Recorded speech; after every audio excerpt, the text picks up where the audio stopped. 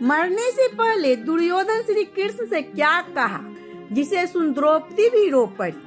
महाभारत का महासंग्राम अपने अंतिम चरण में था। कुरुक्षेत्र की भूमि खून से लाल हो चुकी थी। वीरों की लाशों चारों ओर बिखरी पड़ी थी। सूर्य अस्त होने के था और दिशाओं में केवल एक सन्नाटा पसरा हुआ था। उसी सन्नाटे में मृत्यु से कुछ ही क्षण पहले जमीन पर पड़ा था वो योद्धा जो कभी हस्तिनापुर के सिंहासन पर बैठने का स्वप्न देखा करता था, दुर्योधन। उसका शरीर घायल था।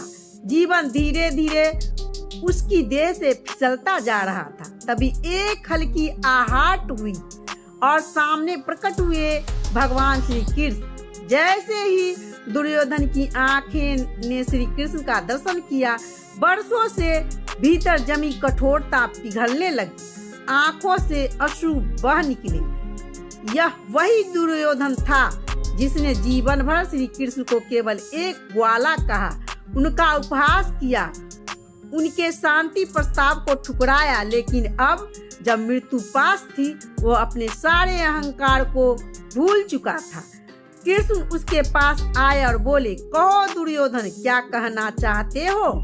दुर्योधन ने कांपती आवाज में कहा, हे माधव, मैंने जीवन भर आपसे द्वेष किया, पर आज मृत्यु के द्वार पर खड़े होकर मैं स्वीकार करता हूँ कि मेरी हार मेरे शत्रुओं ने नहीं की, मुझे हराया मेरी वासना ने, मेरा मोह, मेरा लोभ और मेरा अहम। आज समझ में आता है कि मैं कभी विजयी था ही नहीं। मैं हर बार भीतर से हारता रहा और अब अंत तक यह देह भी पराजित हो रही है। कृष्ण चुपचाप सुनते रहे। दुर्योधन ने आंखें बंद की, फिर धीमे से बोला, हे वासुदेव, एक बात बरसों से मेरे हृदय में कांटों की तरह चुभती रही है।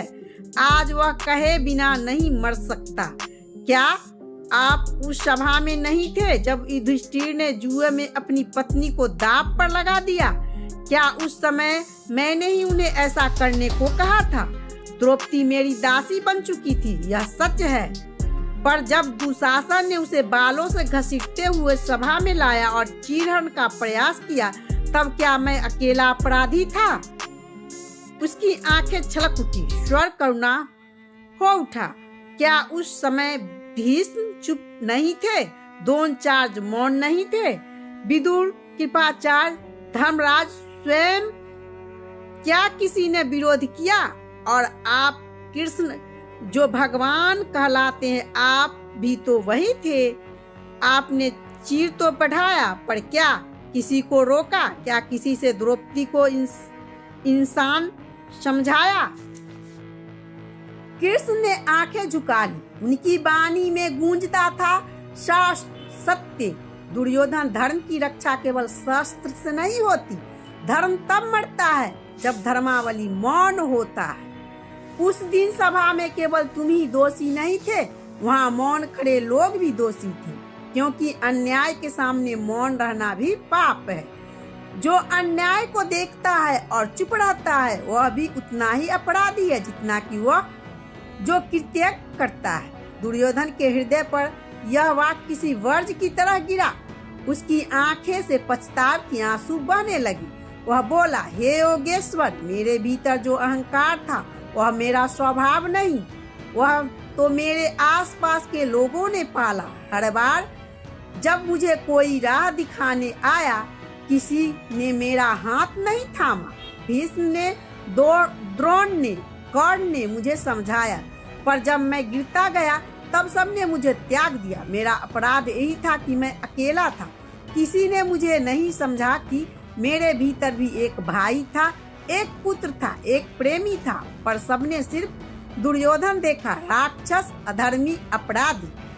कृष्ण की आंखें भींग उठी। वे जानते थे यह अंत था एक ऐसे जीवन का जो अपने रास्तों से भटका तो सही, लेकिन जिसने कहीं न कहीं आत्मा की पुकार थी। दुर्योधन ने अंतिम बार कहा, हे माधव, अगर आप चाहते तो मुझे भी अर्जुन की तरह मुंह से खींच सकते थे, लेकिन आप मौन रहे। शायद यह लीला आपकी थी, मगर यदि अगले जन्म मुझे जीवन मिले तो कृपा करके मुझे विवेक देना, धर्म की पहचान देना, लेकिन मुझे ऐसा अकेलापन मत देना जो किसी को राक्षस बना दे। यह कहकर दुर्योधन ने आंखें हमेशा के लिए बंद कर ली। श्री कृष्ण ने एक लंबी सांस ली और बोले, जो मृत्यु से पहले सत्य को पहचान लेता है वही मोक्ष का अधिकारी होता है। दुर्योधन अब वह अभिमानी राजकुमार नहीं रहा, वह एक आत्मा बन गया है जो पछताव के जल से शुद्ध हुई। उस दिन दुर्योधन तो मर गया, लेकिन जाते जाते श्री कृष्ण से ऐसे प्रश्न पूछा जिनका उत्तर आज तक मौन है।